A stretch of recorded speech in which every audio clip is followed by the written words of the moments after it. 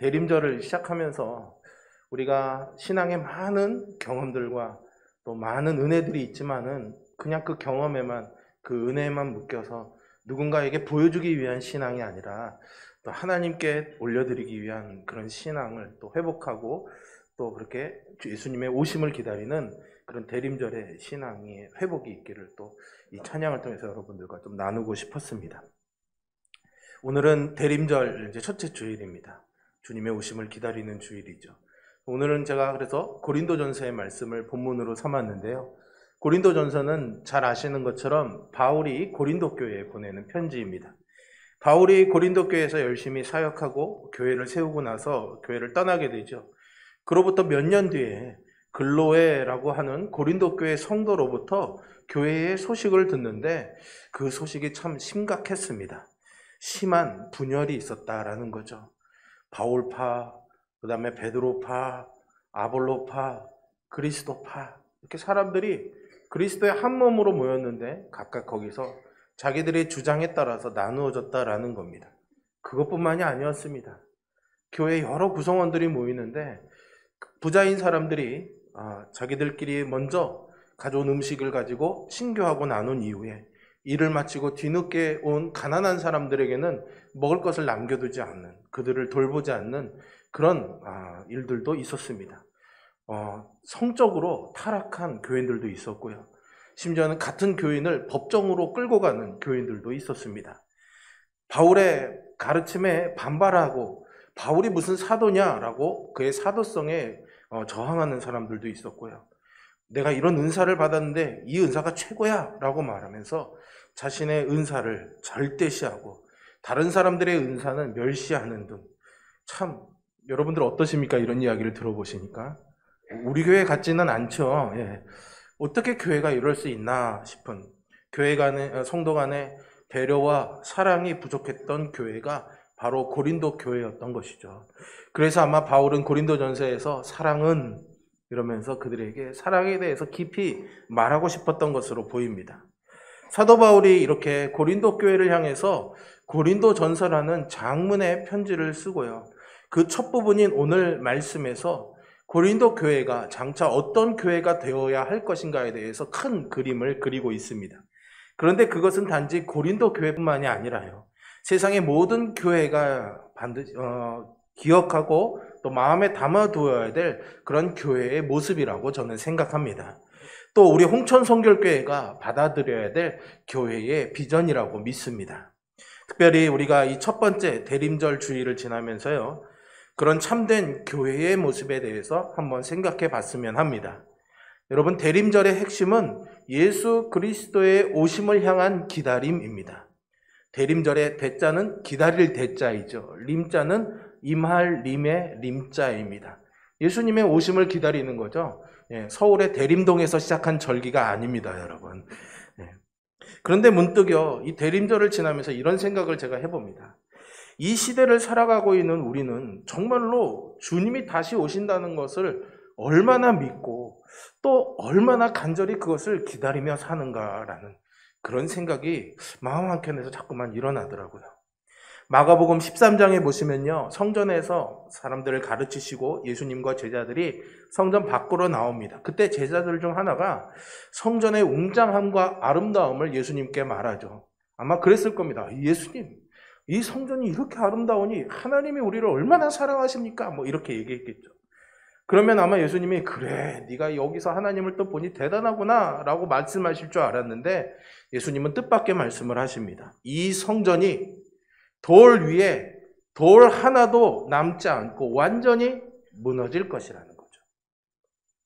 여러분, 유대인들에게 이 성전이 무너진다는 것은요, 하나님께서 성전을 떠나시고 그러면 유대인들을 떠나신다라는 그런 의미를 갖고 있는 것이기 때문에 이거는 상상할 수도 없는 끔찍한 일이었습니다.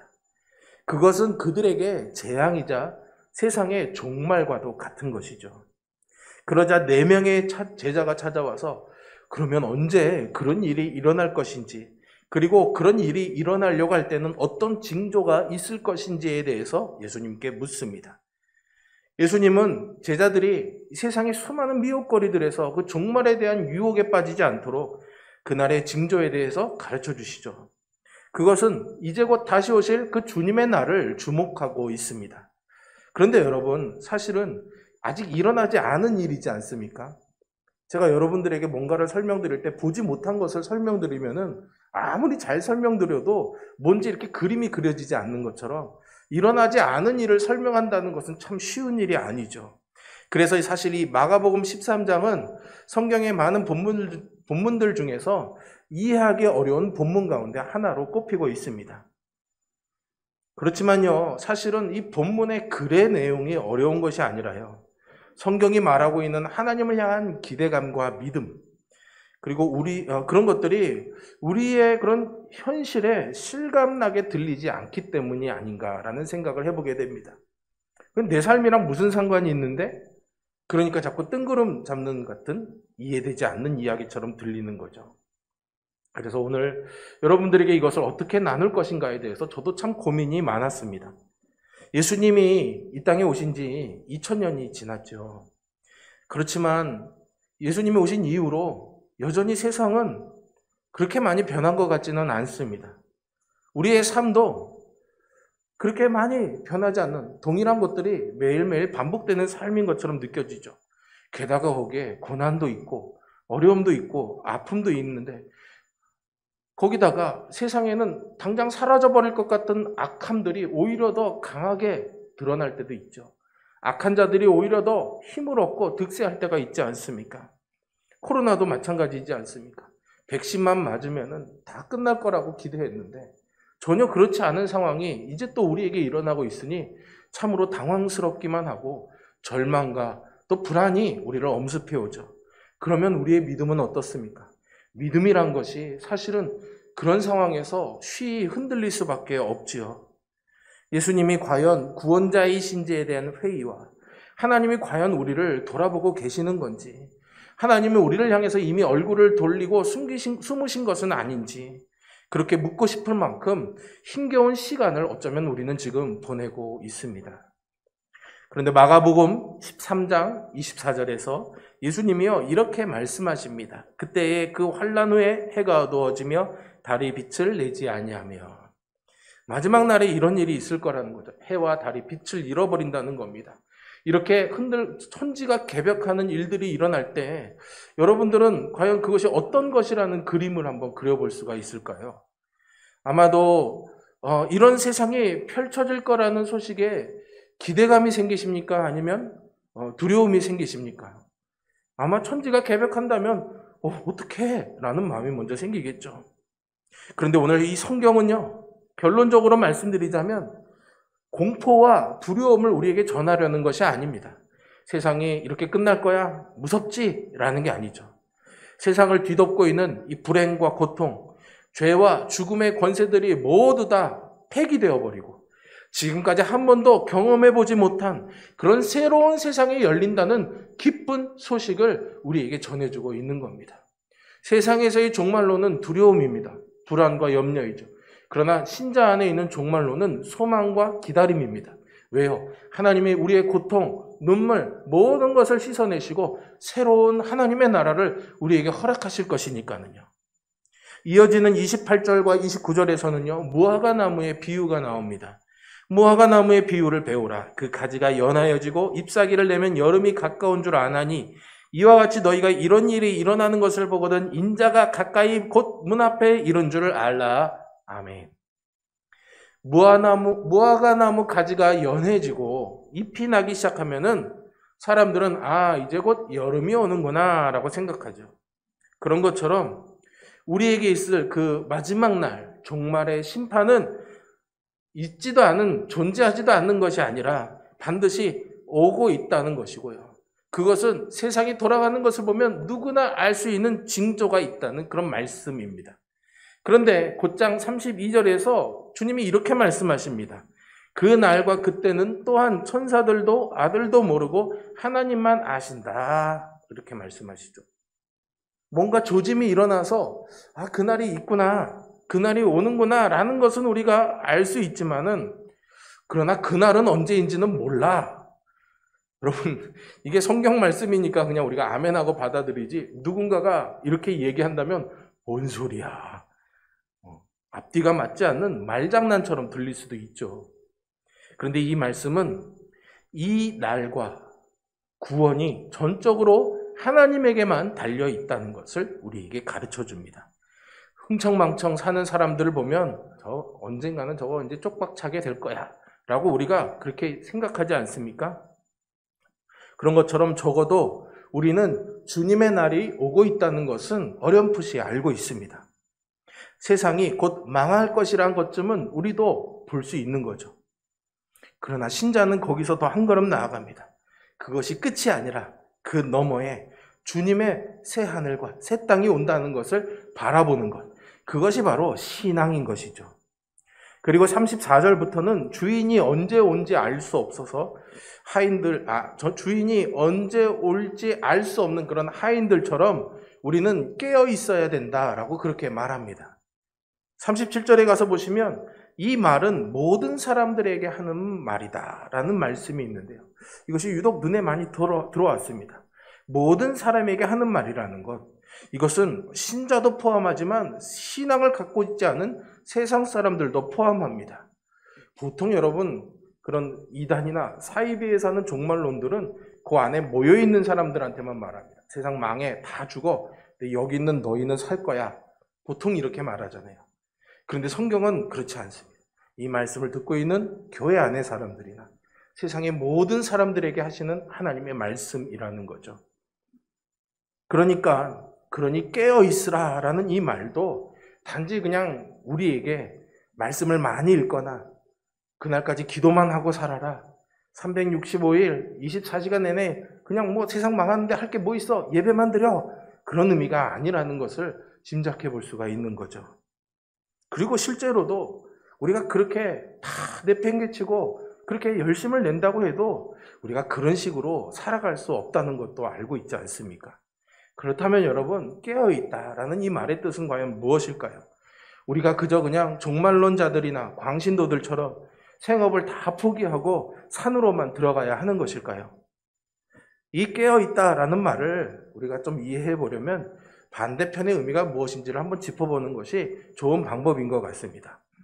눈을 감고 있고 졸고 있는 것, 그런 것은 어떤 것일까 생각해 보면 이해하기가 쉬울 것 같아요. 잠이 들면요, 여러분, 우리의 그런 인지 능력이 다 정지되지 않습니까? 보지도 못하고 듣지도 못하고 감각도 많이 느끼지 못하게 됩니다. 소위 눈이 멀었다 하는 말도 이런 상태를 뜻하는 겁니다. 보통 사람들은 사랑에 빠진 사람들을 향해서 이거 사랑에 눈이 멀었구만, 멀었어, 뭐 이렇게 말하지 않습니까? 또 범죄하거나 정말 어떤 실수를 한 사람들에게도 저 뭔가 그냥 눈이 뒤집혀서 그래, 뭔가 눈이 멀어서 저렇게 된 거야, 이렇게 말하기도 하죠. 근데 예전에 한번 서울에서 교회차를 가지고 이렇게 마트에 가다가 그날 좀 제가 복잡한 일이 있었어요. 그래서 열심히 그 생각하다가 이렇게 가는데 갑자기 차 앞에 이런 교통표지판 기둥이 하나 나타나서 콩 하고 부딪혔습니다. 그래서 같이 있던 분들한테 왜 얘기 안 하셨어요? 그러니까 아니 뻔히 보이는데 그걸 전도사님이 못 볼 리가 있겠어요? 그러시더라고요. 다 보는 건데 제가 딴 생각을 하고 있으니까 보지를 못한 거죠. 사랑에 빠진 사람은 어떻습니까? 사랑하는 사람만 보는 거죠. 그러니까 다른 사람들은 마음에 담아두질 않는 겁니다. 범죄를 저지른 것도 마찬가지죠. 공의와 법이 있다는 것을 마음에 담아두지 않으니까 그렇게 범죄를 하게 되는 거죠. 그러고 보니까 깨어있다라는 이 말씀은 지금 우리가 무엇을 마음에 담고 살고 있는가라는 그런 주님의 물음이기도 하겠다라는 생각이 듭니다. 여러분들은 평상시에 주님의 재림을 얼마나 기다리며 사십니까? 사실 우리는 주님의 재림을 그렇게 마음에 담아두고 살아가지 않습니다. 안타깝지만 이것이 사실이죠. 이것은 우리가 평상시에 우리의 마음에 무엇을 품고 살아가는지를 생각해보면 쉽게 드러나게 됩니다. 어디에 땅을 사야 집값이 오르는지, 어떤 직장을 가야 돈을 많이 버는지, 우리 아이가 어느 대학에 가야, 어느 직장에 취직해야 장래가 전도 유망한지, 도대체 물가는 어떻게 오르고 있는 건지, 대출 금리가 오를지 내릴지 이런 것들이 우리의 마음에 가득 채워져 있지 않습니까?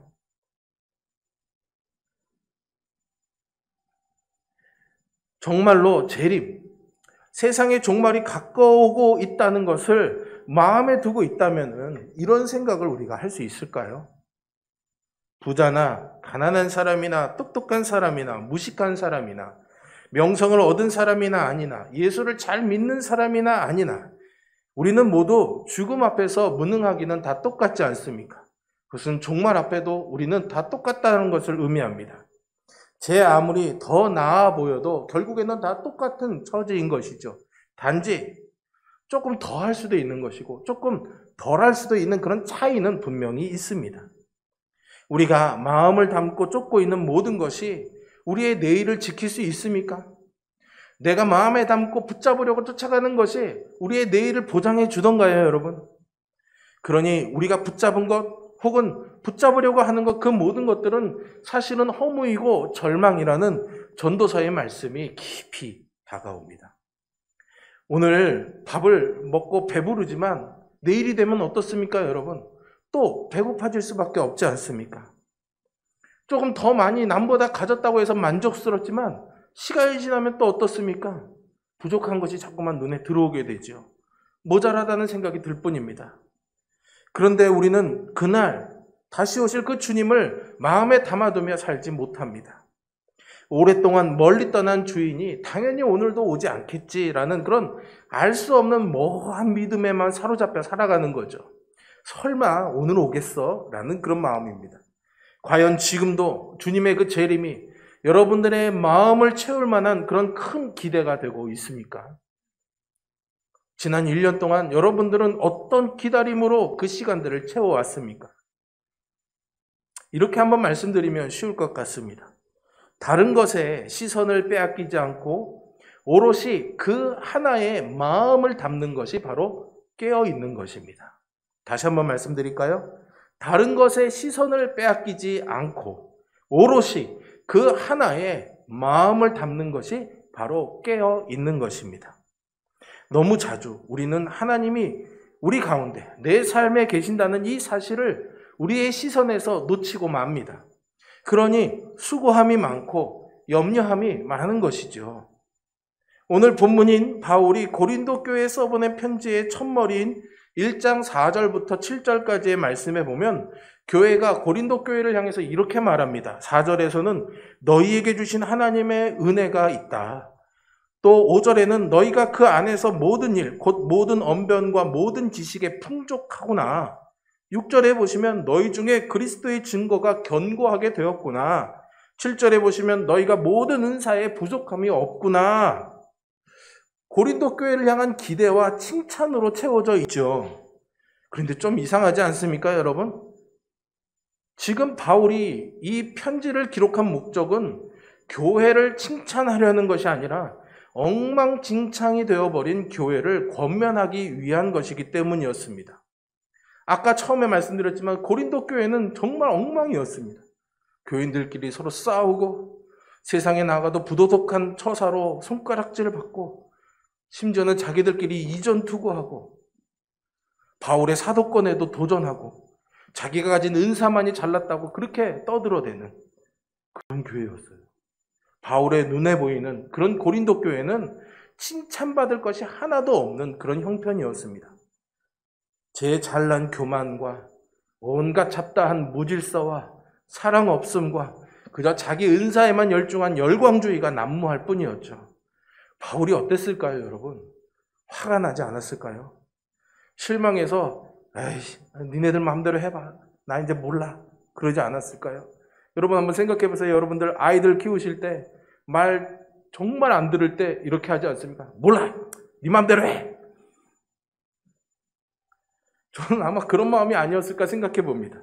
그런데요, 바울이 이 고린도전서 1장 시작하면서 그들을 향해서 칭찬을 하고 있는 겁니다. 왜 그랬을까요? 아, 그래도 사도니까 내가 욕할 수는 없잖아. 점잖아 보이려고 그랬을까요? 아니면은, 아유, 그런다, 이렇게 세게 하면 이 사람들이 다 후라락 도망가 버리고 신앙을 잃어버릴 거 아닌가? 이렇게 눈치 보는 것이었을까요? 아니면 도대체 교회가 이 모양 이 꼴이 된 게 어떤 상태인지를 현실도 제대로 알지 못한 채 그냥 뜬구름 잡는 이야기를 하는 것일까요? 우리가 뒤에 나오는 8절과 9절을 읽어보고 나면 바울의 마음이 어떤지를 따라갈 수가 있는데요. 조금 쉽게 이해하기 위해서 8절과 9절의 순서를 바꾸어서 한번 읽어보겠습니다. 먼저 9절부터 한번 읽어볼 텐데요. 같이 한번 읽어보겠습니다. 너희를 불러 그의 아들 예수 그리스도 우리 주와 더불어 교제하게 하시는 하나님은 미쁘시도다. 주께서 너희를 우리 주 예수 그리스도의 날에 책망할 것이 없는 자로 끝까지 견고하게 하시리라. 아멘. 바울이 지금 편지를 쓰고 있는 대상은 고린도 교회가 분명합니다. 그런데 그가 지금 칭찬하고 있는 교회는 지금의 고린도 교회가 아니었습니다, 여러분. 그가 지금 보고 있는 것은 아무리 가르치고 주의 복음을 전한다고 해도 결국은 자기 의의를 벗어나지 못하는 그런 엉망진창의 교회였습니다. 그렇지만 그는 그 교회가 아닌 또 다른 교회를 보면서 이 고린도전서의 편지를 전하고 있는 겁니다. 사실은 바울이 보고 있는 것은 그들을 포기하지 않고 붙들어서 그리스도의 날에 책망할 것이 없는 교회로 만들어 가실 주님의 교회였던 것이죠. 바울은 그것을 본 겁니다. 만약 고린도 교회가 보여주고 있는 지금의 모습에 바울의 시선이 머물고만 있었다면 반드시 분노하거나 실망하거나 포기하고 말았을 것입니다. 주님께서 우리를 새로운 구원의 길로 방향을 돌려놓으셨음에도 지금 여기에 서 있는 이 여전해 보이는 모습, 엉망진창이고 아무것도 바뀐 것이 없다고 결국은 똑같을 것이라고 실망하는 우리처럼 말이죠. 그러나 바울은 우리와 달리 주님께로 시선을 옮겼고요. 오히려 그들 위에 은혜를 부으시는 주님으로 인해서 감사할 수 있었던 것입니다. 여기에는 중요한 전제, 중요한 앞선 조건이 하나 있습니다. 9절을 다시 한번 읽어봅니다. 너희를 불러 그의 아들 예수 그리스도 우리 주와 더불어 교제하게 하시는 하나님은 미쁘시도다. 아멘. 하나님이 미쁘시니까 신실하게 당신의 교회를 칭찬받는 교회로 만들어 가시는데 그 일을 어떻게 이루어 가십니까? 그리스도 안에서 우리가 그리스도와 교제하는 그 교제를 통해서 이루어 가신다라는 거예요. 교제. 이 말은 헬라어로 코이노니아. 여러분들이 많이 들어보셨을 것입니다. 그리고 그 코이노니아는 교회를 대표하는 말로 아주 자주 사용됩니다. 그러니까 교회를 칭하는 호칭이 코이노니아가 될 만큼 교제와 섬김과 사랑은 교회의 중요한 정체성이죠. 그러나 나를 내 기준으로만 생각하고 내 유익한 길만 선택하는 우리로서는 결코 이 교제 안에서 서로 하나가 되기가 쉽지 않습니다. 우리가 하나의 교회가 될 수 있는 유일한 길은 오직 예수 그리스도라는 교집합 때문입니다. 주님과 교제하면서 우리가 서로 교제하고 코이노니아를 이루어서 한몸된 교회를 이루어가는 거죠. 여러분, 우리가 교회에 대해서 실망하는 대부분의 분들이 그런 겁니다. 교회가 무슨 사랑이 없어. 교회가 이렇게 사람을 이렇게 돌보지 않아.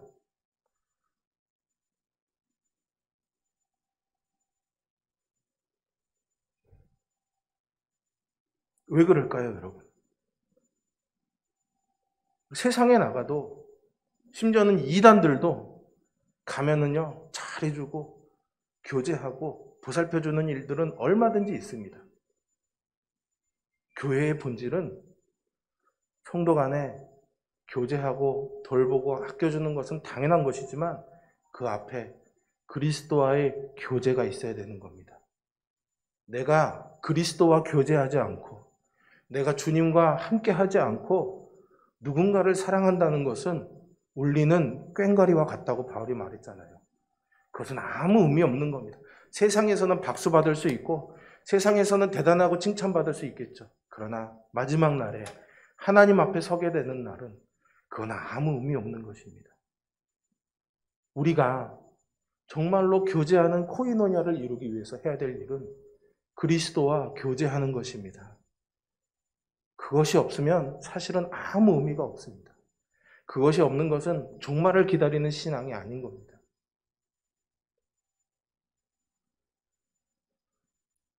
그리스도와의 교제라는 이 교집합이 결국은 생명을 낳습니다. 그리고 우리로 하여금 만물을 충만하게 하는 그리스도의 몸이 되도록 역사하는 것이죠. 그러니 책망할 것이 없는 온전한 교회, 책망받지 않는 온전한 성도가 되기 위해서 가장 중요한 게 무엇일까요? 그리스도와의 교제입니다. 오늘 이제 여러분들에게 대림절 묵상집을 나누어 드립니다. 대단한 내용이 있는 것은 아닙니다.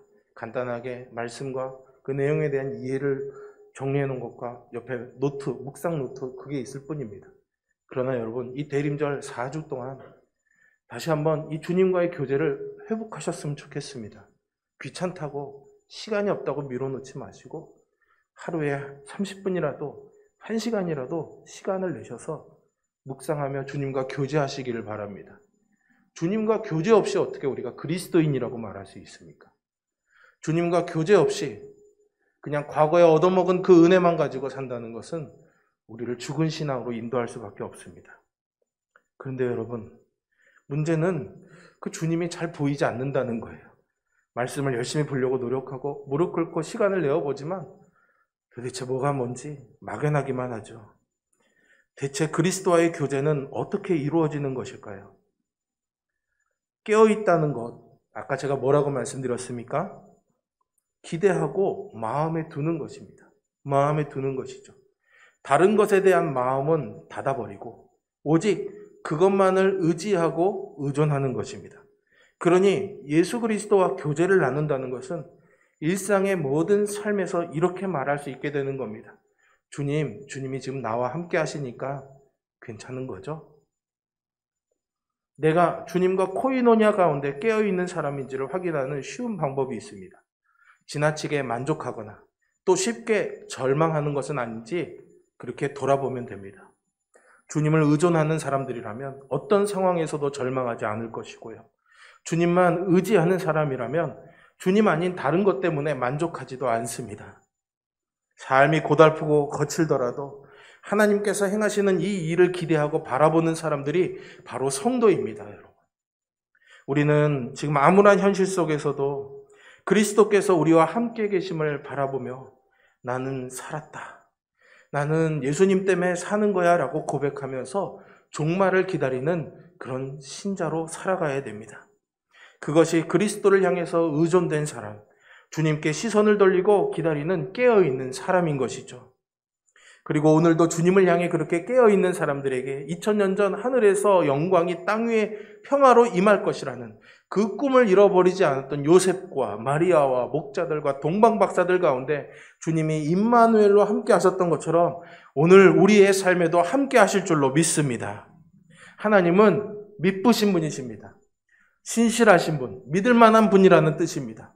절대로 하나님이 하실 그 일을 바꾸실 분이 아니라 반드시 이루실 분이라는 것을 믿으시기 바랍니다.